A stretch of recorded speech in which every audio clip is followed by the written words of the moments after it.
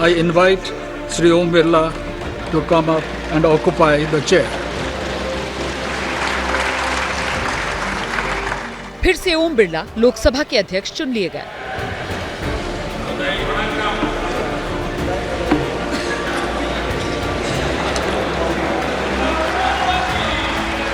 आपके चेयर है, आप संभालें। प्रधानमंत्री नरेंद्र मोदी और नेता विपक्ष राहुल गांधी ने ओम बिरला को सम्मान के साथ चेयर तक बिठाया।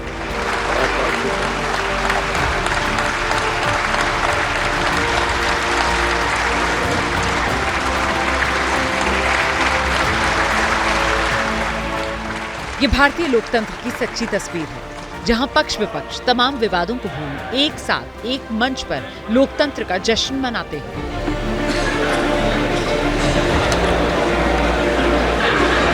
The question is, इससे पहले ध्वनि मत से ओम बिरला को लोकसभा का स्पीकर चुना गया। Be chosen as the speaker of this house. Those in favor may say aye. Those against may say no. I think the ayes have it. The ayes have it. सबसे पहले पीएम मोदी ने ओम बिरला के नाम का प्रस्ताव रखा। महोदय, मैं प्रस्ताव करता हूं कि श्री ओम बिरला जी जो इस सभा के सदस्य हैं, को इस सभा के अध्यक्ष के रूप में चुना जाए।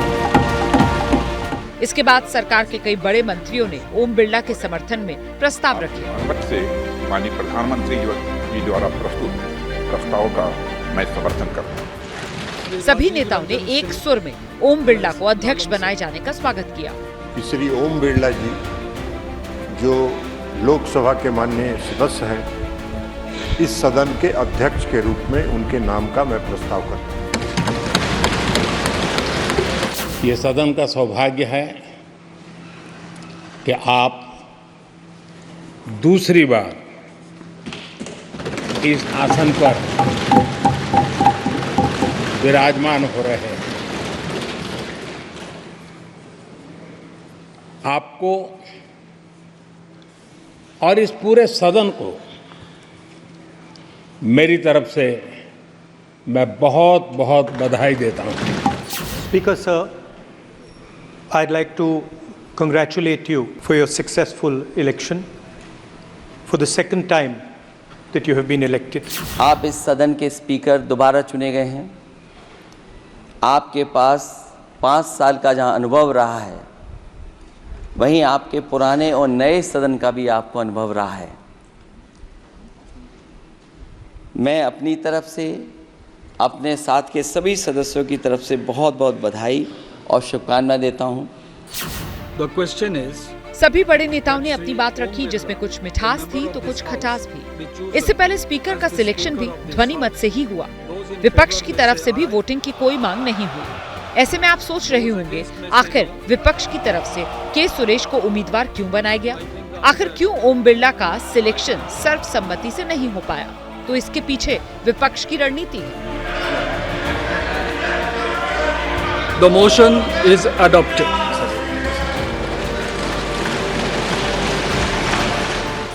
इस बार विपक्ष पहले की तुलना में कहीं ज्यादा मजबूत है और विपक्ष ये नहीं दिखाना चाहता कि वो सरकार के सामने झुक जाएगा। वहीं सरकार भी ये नहीं जाहिर करना चाहती कि वो पहले से कमजोर हुई है और विपक्ष की हर बात मान लेगी। बात की जाए विपक्ष की, तो विपक्ष को इस बात का पहले से अंदाजा था कि उसका जो स्पीकर उम्मीदवार है, उसके पास में बहुमत का आंकड़ा नहीं है, लेकिन फिर भी वो चुनावी मैदान में उतरा, ये जाहिर करने के लिए कि विपक्ष की आवाज को नजरअंदाज नहीं किया जा सकता। और विपक्ष एक तरह से संदेश देना चाहता है कि वो हर एक मुद्दे पर सरकार से दो हाथ करने को तैयार खड़ा है। सत्ता पक्ष का भी एक सदस्य खड़ा होकर डिवीजन मांग सकता था।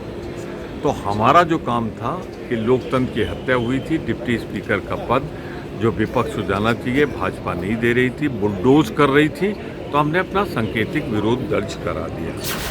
श्री ओम बिरला जो पक्ष और विपक्ष कुछ देर पहले तक एक सुर से भारतीय लोकतंत्र की सुंदर तस्वीर पेश कर रहा था,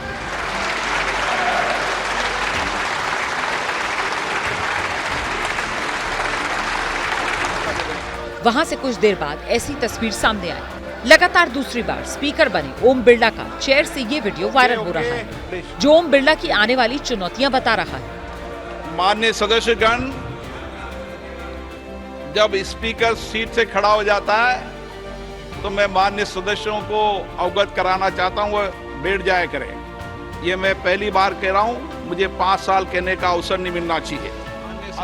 वैसे बता दें, स्पीकर की पहली स्पीच में ही पक्ष और विपक्ष में आने वाले तीखे संग्राम की आहट दिख गई।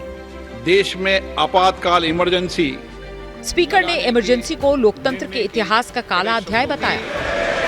हम उन सभी लोगों की संकल्प शक्ति की सराहना करते हैं। 2 मिनट का मौन रखते हैं। मौन रखवाया।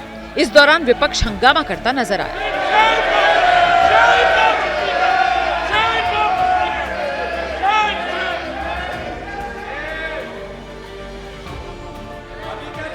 ये सदन 1975 में देश में आपातकाल इमरजेंसी लगाने के निर्णय की कड़े शब्दों में निंदा करता है।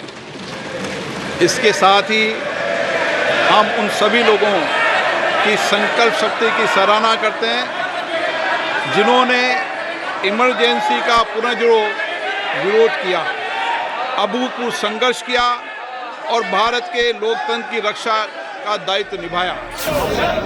सदन से शुरू हुए इस संग्राम की गूंज बाहर तक सुनाई दी।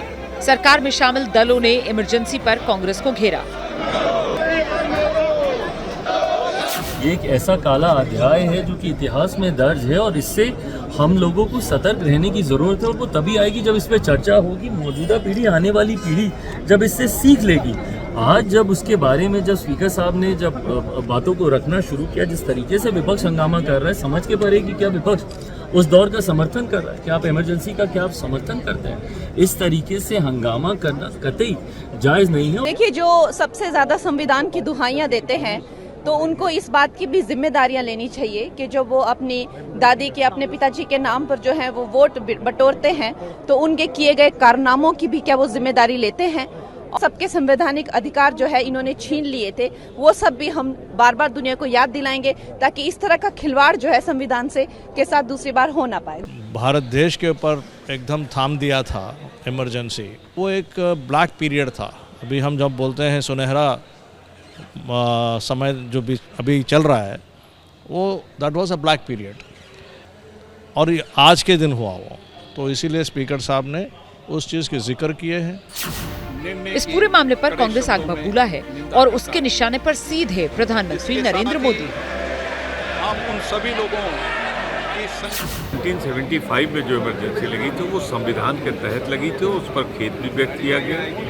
ये निश्चित रूप से आग लगाने का काम हुआ। एक तरफ तो आप अपील करते हो प्रधानमंत्री जी कि किसी तरीके से सब मिलजुल कर सदन को चलाएं और दूसरी तरफ आप इस तरह आग लगाते हो।